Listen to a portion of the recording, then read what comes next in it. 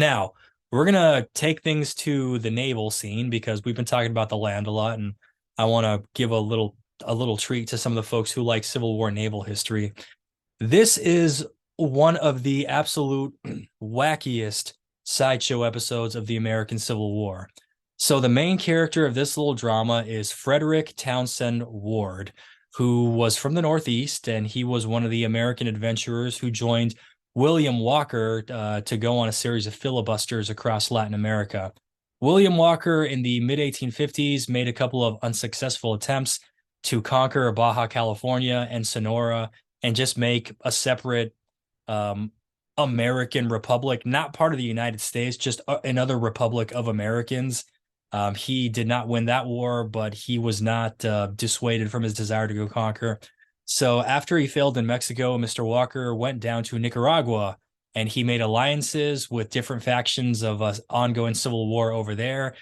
He raised American volunteers to go fight and ended up actually installing himself as the president of Nicaragua for about 15 minutes before he pissed off five neighboring countries and then they all landed on top of him like a ton of bricks. But before all of those countries landed on top of William Walker like a ton of bricks, Mr. Frederick Townsend Ward decided that he was needed elsewhere. He wanted to go fight a war that they could actually win somewhere, and he wanted to be somebody important, just like William Walker. He didn't just want to be another guy in Walker's army. So he heard about the Taiping Rebellion, which was a big rebellion that turned into a civil war in China. Actually, one of the bloodiest human civil wars in human history, with a kill count in the millions. This happened for about 15 years from the 1850s into the early 1860s.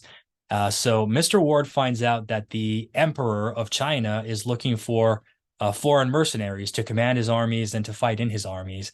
So Ward decides, you know what? I'm going to China. So he leaves Nicaragua in 1859, the year before William Walker was executed by Nicaraguans.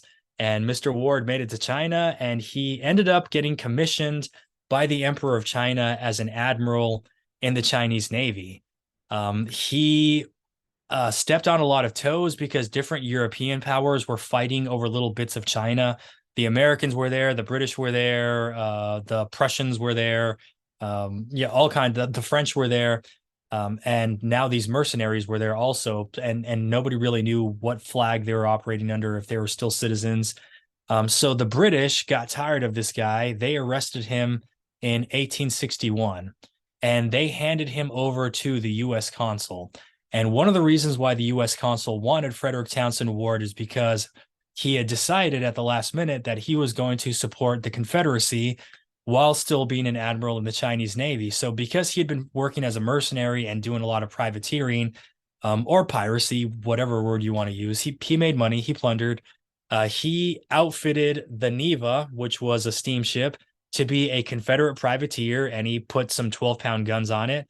And this was going to be a ship doing privateer missions and blockade running for the Confederate Navy. And the Union Army, excuse me, the Union Navy got wind of it. So the British arrested him for a separate incident. They handed Ward over to the U.S. consul in Shanghai. The U.S. consul said, "Hey, what's this that we're hearing about a Confederate privateer that you outfitted? This is treason, right?"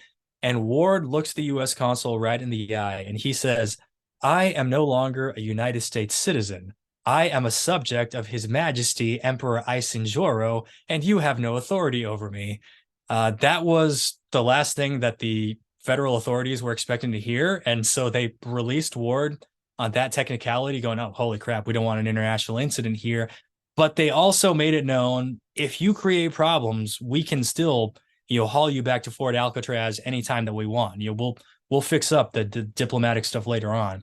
So the Neva barely escaped from Shanghai, barely escaped capture by the US and the British navies, and it just steamed quietly and anonymously across the Pacific Ocean.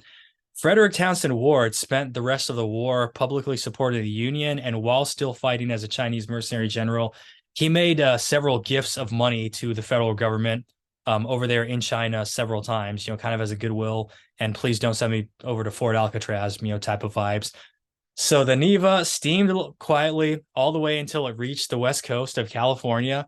And one night in November of 1861, it quietly steamed into San Francisco Bay, because they had gotten intelligence that there's no U.S. Navy ships in San Francisco, so we could do whatever we want over there. Haha. Well, it was true that there was no U.S. Navy ships, but the Treasury Department gave a number of revenue cutters, the predecessor of the Coast Guard. It's the same service, different name. So they gave a number of Coast Guard cutters to the Navy, and then the revenue cutter William Marcy just happened to be anchored right there in San Francisco Bay when one night this ship with a Confederate naval ensign just came quietly steaming in. There was probably a guy standing on deck of the Marcy smoking a cigarette who saw the jack and said, "What the hell?" And they immediately moved to seize the ship. The ship was taken without a shot, but they were very panicked to find that they had these 12-pound guns on board. Now, 12-pound guns, those are cannons that fire cannonballs that weigh 12 pounds. So 6-pounders fire smaller 6-pound guns. 12-pounders with that type of artillery, you're doing that specifically to bust forts or to sink ships very fast. So this is the one incident where the U.S. Coast Guard captured a Confederate privateer on the coast of California in 1861, and it was sent there by a guy who was a mercenary in the Chinese Navy. I was not blind when I said one of the absolute wackiest sideshows.